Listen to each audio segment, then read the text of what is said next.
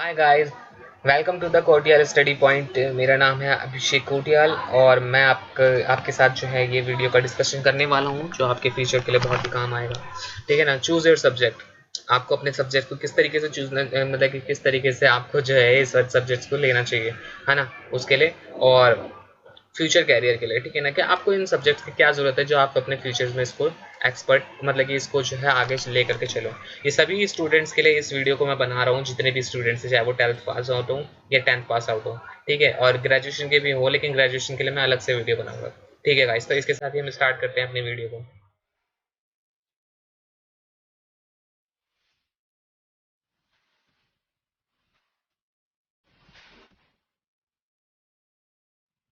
ठीक है, तो जैसे कि आपको पता है कि हमारा टॉपिक है choose your subject for future career, है ना, अपने फ्यूचर कैरियर के लिए अपने सब्जेक्ट्स को चुनना।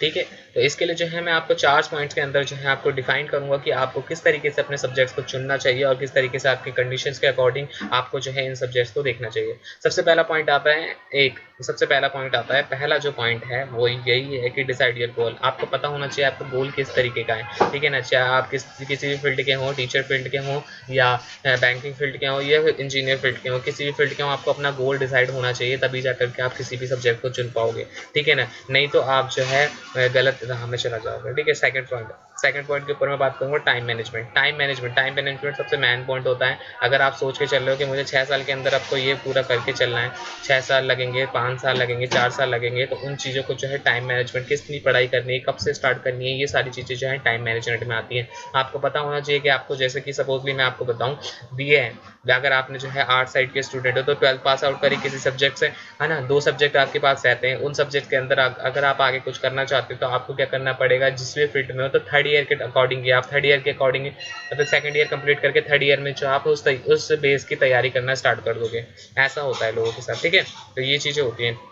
तो आपको टाइम मैनेजमेंट करके चलना होता है और फिर उस एग्जाम की भी तैयारी हो रही होती है और आपका थर्ड ईयर भी कंप्लीट हो रहा होता है, तो दोनों जगह जो है कॉम्बिनेशन बन करके आराम से चलता रहता है और आगे चलकर आपको कोई दिक्कत भी नहीं होती, आपके साल भी बचते हैं, क्योंकि आप तैयारी के लिए अलग से साल तो दोगे नहीं, है ना। उसी के साथ करते हुए चलो तो कोई मतलब कि हल्का बेनिफिट तो होगा ही आपको। चलो आप तीसरे पॉइंट के ऊपर बात करता हूँ मैं जल्दी से। तीसरा पॉइंट होता है हमारी फाइनेंशियल कंडीशन। आप किस फैमिली से बिलोंग करते हो आपको ये पता होना चाहिए। ठीक है ना, आपको ये महसूस होना चाहिए कि आप मिडिल क्लास फैमिली से, फोर्थ क्लास फैमिली से या रिच क्लास फैमिली से। आपको इस चीज़ के ऊपर बहुत ही अच्छे से पता होना चाहिए, तभी जाकर के आप जो है अपने गोल को भी डिसाइड कर पाओगे और अपने टाइम मैनेजमेंट को भी डिसाइड कर पाओगे, और आपके अंदर जो है एक एक होती है, एक इम्पॉर्ट एक जो आपके अंदर जो है रिस्पॉन्सिबिलिटी आती है अपने घर की, वो यहीं से आती है।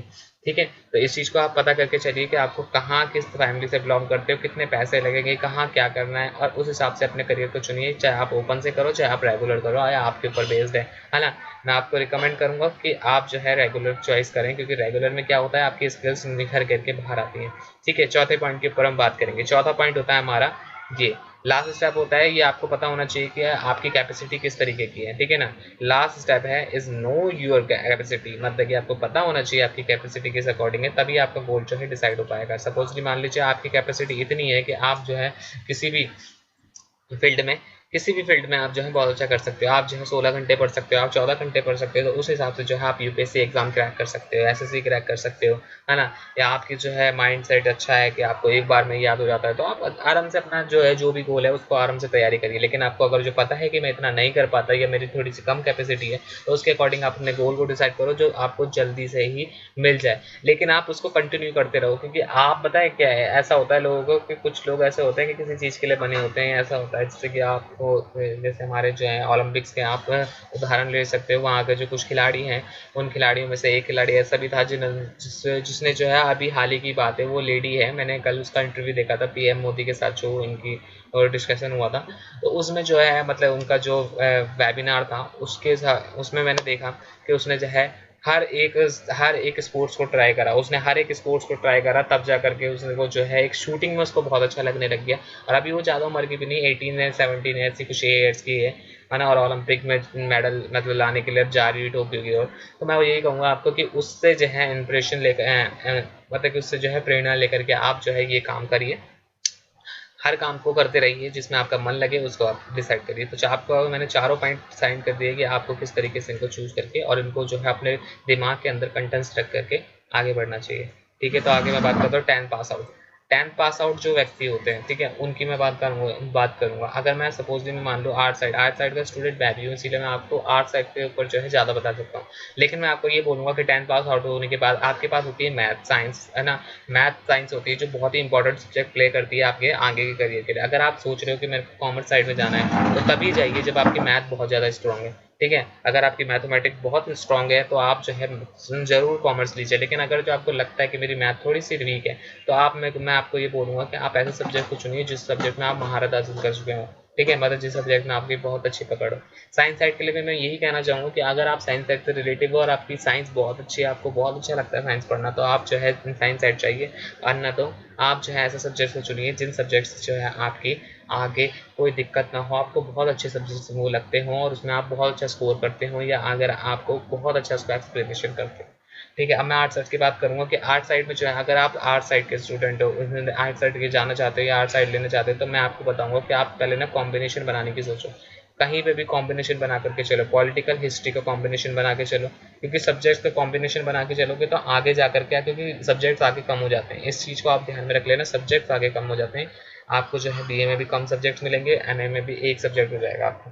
तो उस अकॉर्डिंग से आप जो है ऐसे सब्जेक्ट को चुनो जिस सब्जेक्ट से आपको जो है आगे बेनिफिट हो, ठीक है। तो जैसे कि पॉलिटिकल और हिस्ट्री, ये जो है थ्योरिकल सब्जेक्ट होते हैं, आपको इसमें थ्योरी पढ़ने को मिलेगी, हिस्ट्री इतिहास की तरह ये सारी चीज़ें पढ़ने को मिलेंगी, और इसके जो रूल्स होते हैं बहुत ही इंपॉर्टेंट होते हैं। आप किसी भी डिबेट कॉम्पिटिशन में इससे जो है बहुत अच्छे से पार्टिसिपेट और अलग से एक किसी भी फील्ड में जा सकते हैं। एसएससी के फील्ड में, यूपीएससी के फील्ड में सबसे ज़्यादा क्वेश्चन जो है पॉलिटिकल और हिस्ट्री से आते हैं।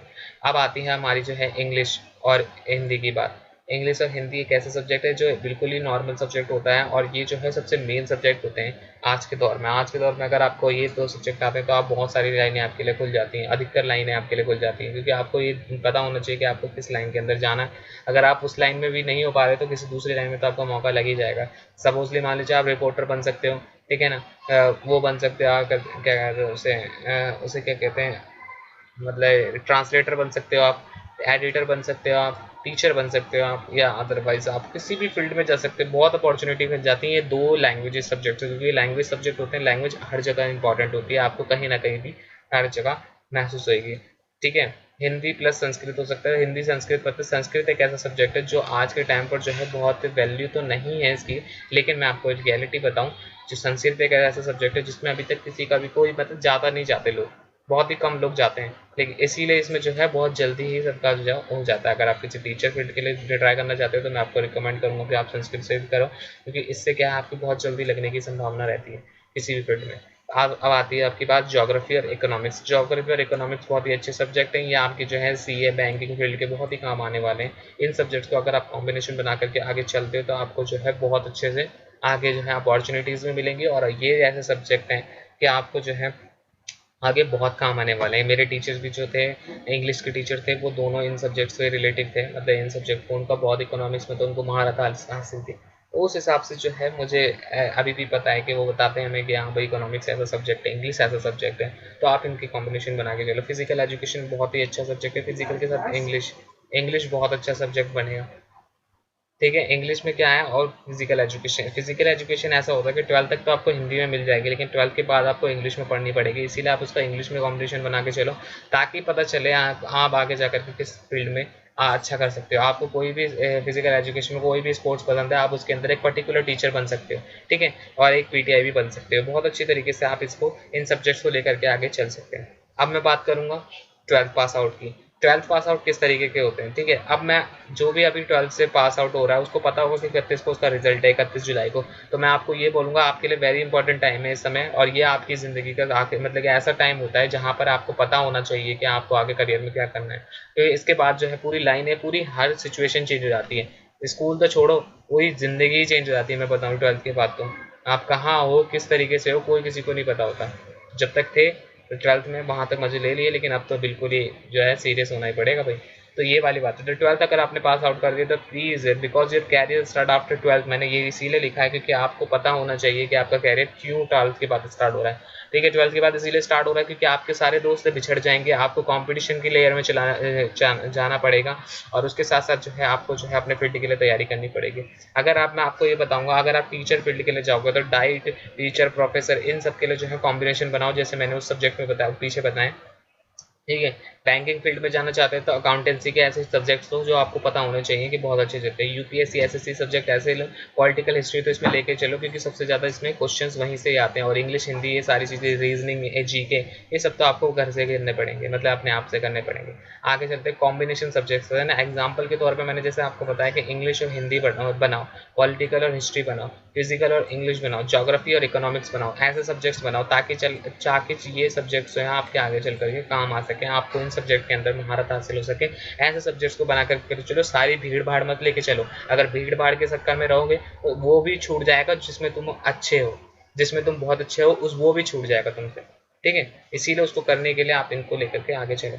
फिर आगे बढ़ता हूँ, ठीक है। तो इस तरीके से मैंने आपको आप बता दिया है कि किस तरीके से आप अपने सब्जेक्ट को चॉइस कर सकते हो और क्यों आपके लिए ये बहुत ही इंपॉर्टेंट है।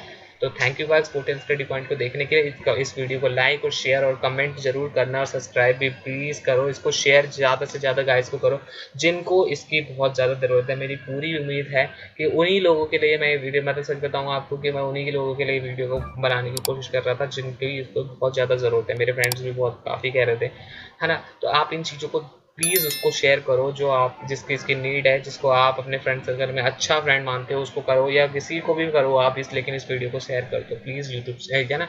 और मेरा चैनल सब्सक्राइब जरूर करवा देना, आपको सारी अपडेट से रह करके, और सारी मतलब कि आपको सारे सब्जेक्ट्स के जो वीडियोज़ हैं आने वाले टाइम पर मिलने वाली हैं इसी चैनल पर। तो मैं आपको रियलिटी बताऊँगा, आप प्लीज़ इसको जो है सब्सक्राइब करिए। और सच में बताऊँ तो मैं आपके लिए जो आप मतलब जिस भी सब्जेक्ट में आप बोलोगे वो उस सब्जेक्ट के लिए आपके लिए जो है पूरी तमन्ना से जो है मेहनत करूँगा। प्लीज़ आप जो है मुझे सपोर्ट कीजिए। Thank you guys.